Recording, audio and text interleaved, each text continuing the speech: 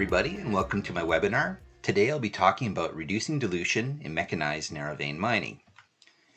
AMC has conducted numerous studies for operating mines to reduce dilution in mechanized narrow vein mining methods. The webinar provides a high-level discussion of how AMC conducted and determined the optimum dilution, which is the minimum, to be reasonably applied to narrow vein ore bodies through the use of compact equipment, varying development size, as well as drill and blast designs. The mining methods include long hole open stoping as well as cut and fill. It's also noted that resuing is not considered and handheld equipments are not included, hence everything is mechanized. So what is mining dilution?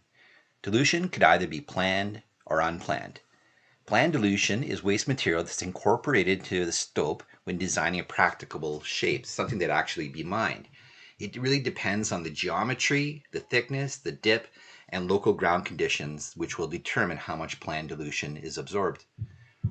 Unplanned dilution consists of waste material due to overbreak, which are the result of poor blasting, drilling, or any waste incorporated during mucking, such as backfill.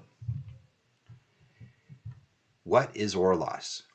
Ore loss is similarly classed as planned or unplanned. Planned ore loss represents the ore grade material that has been excluded from the mining block at the stope design stage, whereas unplanned ore loss is the part of the mining block that remains in the stope after mining and you didn't recover it. So this case study began with what's called a vein characterization. This is to look at the general variability of the vein widths, geometry, the lateral extents, the strike and the dip, and identify geotechnical conditions that will determine which mining method is more applicable. The findings indicate the overall vein strike is approximately 1,500 meters, vein widths from a half a meter up to 5 meters, ground conditions from poor to good along the strike and the depth of the ore body. Cemented rockfill and waste rock were considered to aid with ground support and were being used by the mine. Long hole open stoping and cut and fill were used at the mine with the potential to optimize the sublevel spacing as well as the mining sequence. From the vein characterization, it was concluded that minimizing dilution for both mining methods would be based on these following parameters: vein widths of 1.5, 2.25, 3.5, and 5 meters, as well as varied ore drive dimensions, that being the width and the height, and profiles, either rectangular or shanty-back. And depending on where you're in the ore body, the dips varied from 61, 66, 68, up to 72. So you can see there's lots of different scenarios that are being looked at, and it's noted that not every possible scenario was considered in the case study. It is a subset specific to what the client needed. In addition, productivity versus the dilution trade-off was not assessed. The focus really was on dilution. So here's the long hole open stoping formula for total dilution, which is the sum of the planned dilution and the unplanned dilution. In the pictures, you could see there's two different profiles, a square or a shantied. Now a shanty is where you don't mine that wedge of material on the hanging wall side and it's left in place. The gray is the planned dilution. The dotted line is unplanned dilution. The red is the mineralized material, and the blue is the outline of the ore drives. Cut and fill has the same formula, total dilution, which is planned dilution plus unplanned dilution. You can see the two different illustrations. There's a square profile as well as a shanty profile. I'll just go back briefly to make a note. The total dilution for the long hole is the sum of the dilution associated with the undercut as well as the panel, the way it was handled in this case study. Whereas the cut and fill is the whole stope is the drift itself, whether it's shantied or square. AMC used benchmarking and other case studies to help with this new work. It helped us identify the dilution experienced at different narrow vein mines. It helped guide equipment selection as well as drill and blast designs. On top of that, it was used for technical services, procedures, and recommendations by seeing what others had used in the past. So the optimum dilution is determined by balancing the cost of mining and processing dilution against the cost of losing ore. The value in this case study was high, so recovery was given priority over dilution. And the target was for 100% recovery, which wasn't always achieved, but it was being attempted to be 100%. Conversely, in other mines with lower grade, the focus may be more on dilution than recovery. So the next step was to look at the existing fleet of equipment, that being the jumbos, the LHDs, which are your scoops, long hole drills, and bolters. Looking at these pieces of equipment, we established the optimal drill and blast designs for the previously mentioned vein widths, dips, drift profiles, drift size, as well as the two mining methods of cut and fill and long hole. It soon became apparent that these were fairly large pieces of equipment and were not optimal for mining the drifts as they became smaller and smaller. So a new fleet of equipment was examined, identified the optimal fleet of stope mining equipment for dilution and minimization. This required the purchase of small, low-profile equipment and reduced development sizes. So we got a scoop, a long hole, and a bolter. We only explored variations of primary equipment that are readily available in industry through known manufacturers, and no R&D equipment were included. So here are the results for cut and fill. Minimum dilution is achieved using the lowest drift heights and good ground as well for cut and fill. The practical ideals dilution targets are achieved with the regular veins, those being veins that don't change as much. They're more simplistic and they don't bend and curl, which makes sense, and the results are as follows. For a vein that's 1.5, the total dilution was 66%, the drift size was 2.7 wide by 3 high, the dip was 61, and it was a shanty profile. In fact, all the profiles are shantied. Next, the 2.25 meter drift had less total dilution at 3.1, which makes sense. You have more ore between the walls of the width of the drift. Even though it is still 2.7 by 3, the dip was 61. This kind of goes to this note for the 1.5 and the 2.25 meter wide veins. They generally fit in the width of the drift regardless of the dip, so the total dilution is nearly the same between all the different dip scenarios. So when we go to the wider ones, the 3.5 meter wide vein, the total dilution is less. The drift is 4.2, which is getting bigger by 4 meters high. The dip has increased, and we've used a shanty. For the 5 meter wide vein, it's 14% total dilution with a bigger drift again, 5.8 by 5, and a dip of 72. Hence the second note, the wider veins have lower total dilution when vein dips get steeper. And that makes sense. The geometry of the vein being steeper, you have more material that's ore between the battery limits, the width of the drift, and less planned dilution that has to be mined inside the stope shape. So here's an example of a cut and fill drill and blast design. It includes perimeter holes in the drill pattern, suggested explosive loading, and powder factors. So perimeter control is one of the keys to reducing dilution. Typically in stopes, whether they're cut and fill or the undercuts or overcuts for long holes, you don't normally do perimeter control, but when the mandate is to reduce dilution, you'll get smoother walls, you'll have less overbreak, and you'll mitigate the amount of unplanned dilution if you break to a preferential surface, which is your perimeter holes. Another note is here at the bottom. It talks about shantying of the footwall was not considered in this case study, so the shanty is only on the hanging wall side. This has been assumed to be vertical. So to recover this little wedge of ore, I'm talking about this right up here, the slashing of the footwall on retreat is not recommended either. So if you want to recover that wedge of ore, you have to consider how much it costs to mine the column of waste beneath it. If it's high enough, then you would go for it. But as you can imagine, there's a lot of waste to get just this little wedge, hence it wasn't fully recovered. However, for drift and fill, there is one thing that's pretty commonly used to increase recovery is to intentionally leave some ore below what I call grade line, where the bolting and screening comes down to. If you can imagine, it's screened and bolt to this horizon.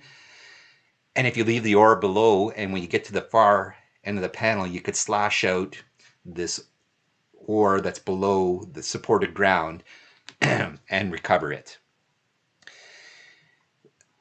All right. The next page is an example of how we calculated the total dilutions for the cut and fill. As can be seen, there's planned dilution, there's ore loss, mucking dilution, overbreak on the footwall, as well as the hanging wall.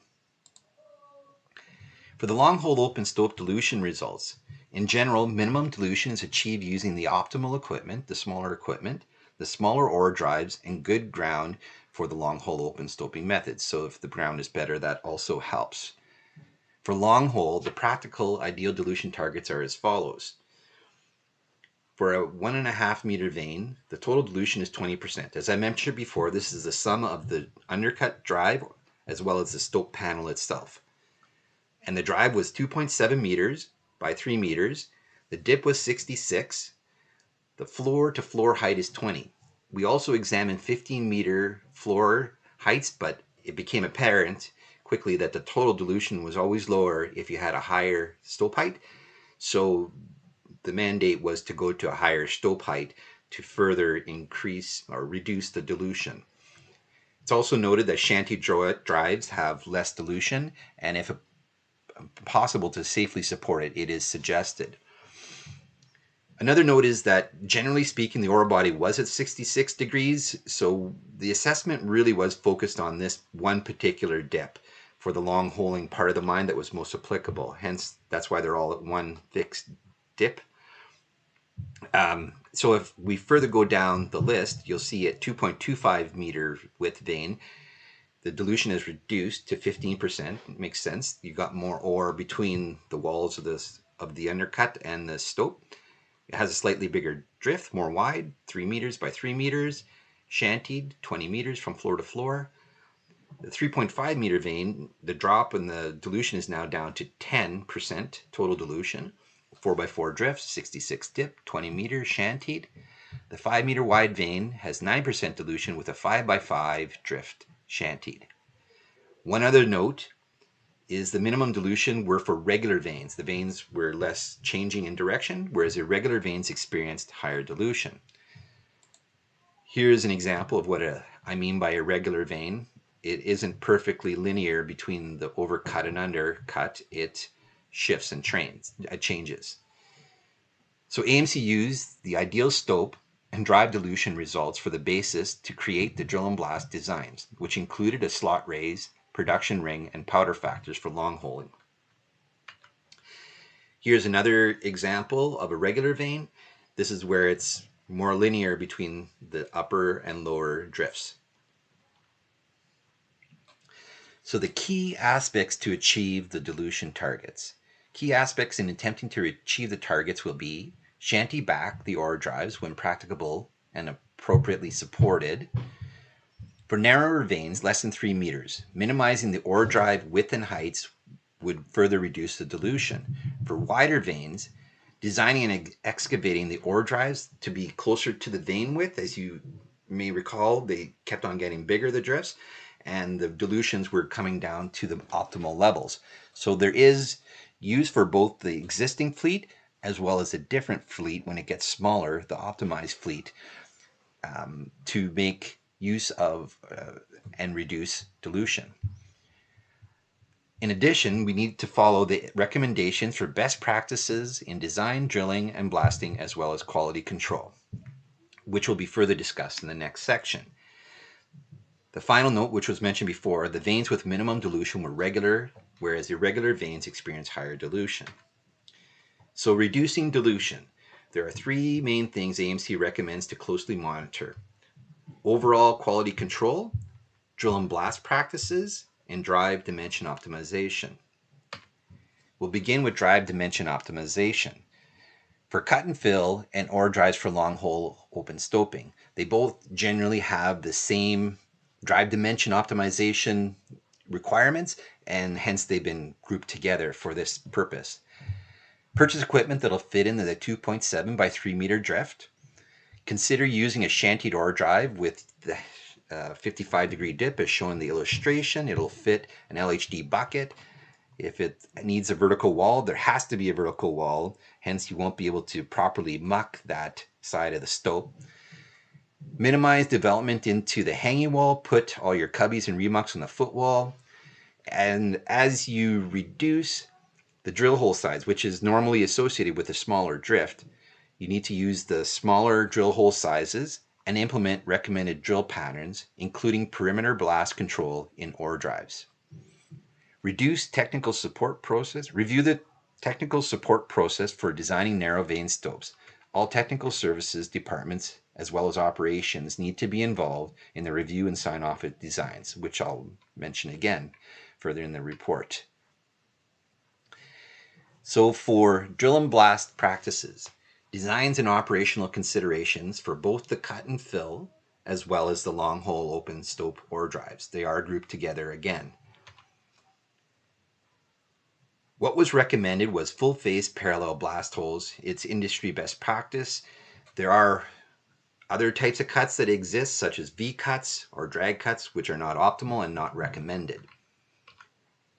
One of the keys to the full face parallel hole is the burn cut. You need a series of loaded and unloaded holes, and in the center illustration you can see there's a variety of different types of burn cuts. You just need to calculate the proper amount of relief holes, which are your free faces, which allow it to properly break.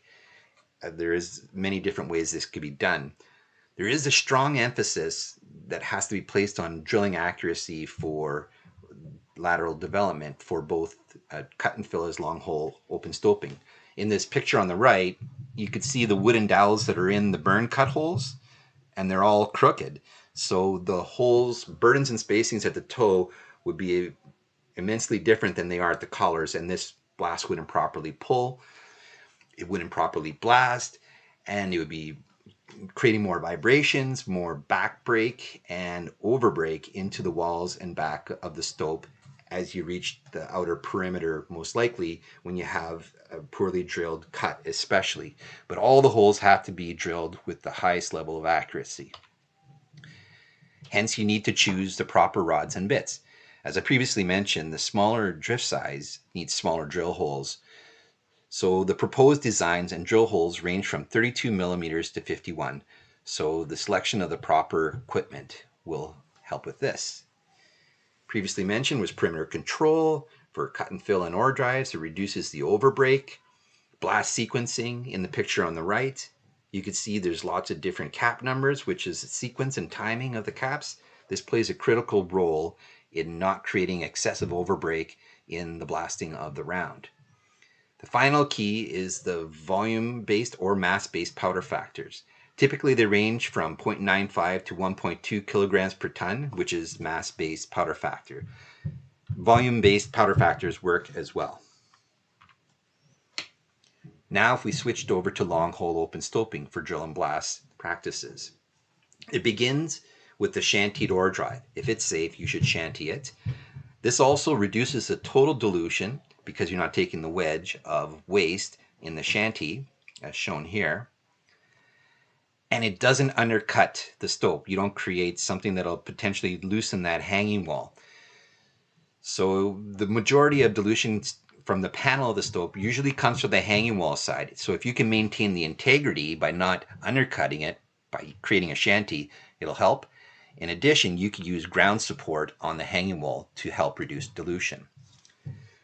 So mining the ores along the hanging wall is required. So through your control and mining of the drift, through geology control, you keep it on that hanging wall. You want to be able to drill the holes right parallel to, inside the contact of the hanging wall, especially. If you could parallel hold the whole panel, even better. But especially on the hanging wall, if you can maintain the integrity of that hanging wall, you will reduce the amount of sloughing from the hanging wall. It was also required to use the proposed blast designs and drill hole size ranges. So this is probably smaller than what they originally were using because they had bigger equipment. So they moved down to the 57 for the very narrow stopes, and the wider stopes were as high as 76 millimeters. The final key was the appropriate powder factors, 0.35 kgs per ton up to 0.75 kgs per ton. The narrower the stope, the higher the powder factor, and the wider the stope, the lower the powder factor. I also want to make note that the powder factors are once the slot has been established. It's just the production rings which are these powder factors that we're speaking of. Normally your slot is much higher powder factors. In this case study, we considered the use of a large relief raise for the slot, and we were using long period delays as shown in the picture below. This allows time for the ore to clear with each successive blast in the sequence. The intent was to reduce the damage into the country rock and to increase the stability of the hanging wall. By having a larger relief hole, much like a development round, you have more free face, and it provides for an opportunity for creating a proper slot and to maintain the integrity of the hanging wall without as much backbreak. We also chose this drill because the client had existing fleet of Cubex drills. One more note is that you can get a shortened mass and V30 bit to fit into a drift as high as 2.7 meters high, which was the recommended size. Continuing on with accuracy, focus should be placed on accuracy, and how you can help with this would be retract bits, which have the flutes and are closer matching to the diameter of the drill hole, so they drill straighter. In addition, the guide rods are closer in diameter to the diameter of the drill hole and will help with keeping the holes drilling accurately and straight, or the guide tube as well, I should say. The next step was to improve explosive energy distribution, which means more drill holes and smaller diameter, using appropriate powder factors, and implementing recommended drill patterns. There's a variety of explosives such as low density emulsion or low energy AMPHO that can be used in narrow vein stopes to adjust your powder factors and to reduce the amount of energy and how hard it hits.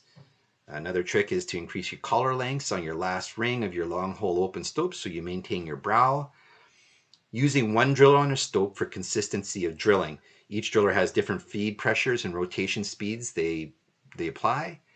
The driller and the mining engineer should be involved with the explosive loading, so you have a good blend of what was designed, what was actually drilled, and together the plan comes for the explosive loading and to improve the blasting results and minimizing dilution.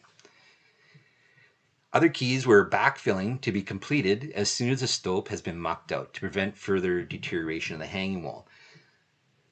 This was most applicable to the areas where they were using a Voca style of mining, where they kept the backfill a distance away from the active blasting face. And if you left that distance too far, the hanging wall would start to deteriorate and include more dilution, which could end up into the process and be mucked. Any ancillary development like rebucks, put it on the footwall.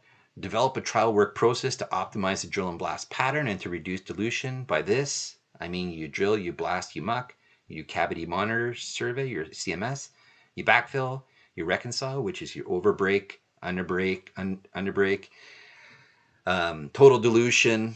You review everything and you modify designs as required. You try if something works and you keep going with it if it's good, but if there's problems, you reassess and redesign and repeat the process. So overall quality control. So for cut and fill, all departments, planning, survey, geology, geotech, ventilation, and operations need to provide input and sign off for cut and fill designs. Everybody can provide inputs to help with reducing dilution and improve the overall mining. Geology control. This is another key item which will be discussed here in the following slide. The mining engineer is also involved with geology control. They need to review what the geologist sees in the field. It is required to maintain the correct location of the cut and fill drift on the vein to maximize recovery and reduce dilution. Every single round needs to be viewed by the geologist and directions provided for every single cut and fill round. Now this is true also for long hole open stoping, so it won't be mentioned again, but it is applicable.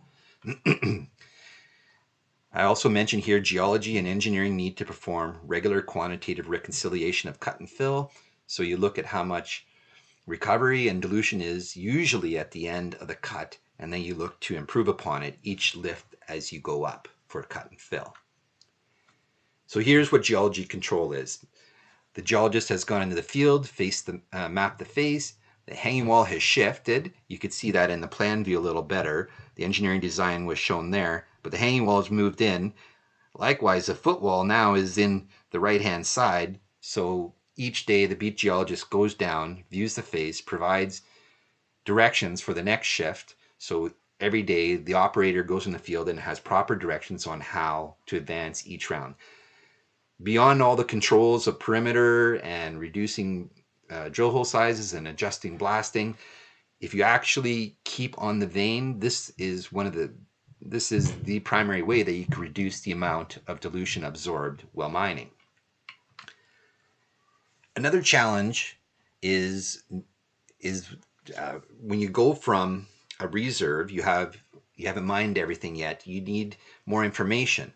So as you get closer, you do infill drilling. It helps you understand where and how the ore is changing. It also assists with understanding what the grades are in the area that you're about to mine. When you're doing infill drilling, it's possible also to include geotechnical holes to give better understanding of the ground conditions. This key is also true for long hole open stoping, so it won't be mentioned again either, but to better understand how your long hole will come out, you have to have this information. Perimeter control holes used to reduce dilution and improve the rock mass stability by creating smooth walls. Parallel holes are required and full face blast patterns. So now we look at long hole open stope quality control. Again, all departments need to provide input and sign off for stopes and mine designs. Stope markups and reference lines should be set by a surveyor. The survey drill setup process should be implemented to improve drill hole accuracy. So what we have here, basically, we're saying is you need reference lines. So properly place in the back reference line with spads that are laser sighted for proper color locations when you're drilling, for the long hole panel that is. And each drill line has a survey marker on each of the two walls that are sighted for proper color location. I've seen these taped in before where you just spray paint a mark on the wall. In particular, well, all long hole stoping, but in particular when it gets narrow, that is inadequate. You need to have proper spads and laser sighting such that you know exactly where you're lining up your holes, so you get that level of design, what the stope is supposed to be at, and in lower total dilution. Now, automation presents an opportunity to improve drilling accuracy. It reduces redrilling, reduces equipment wear and tear, and makes use of time between shifts. This is for drilling of the long hole panel I'm mentioning.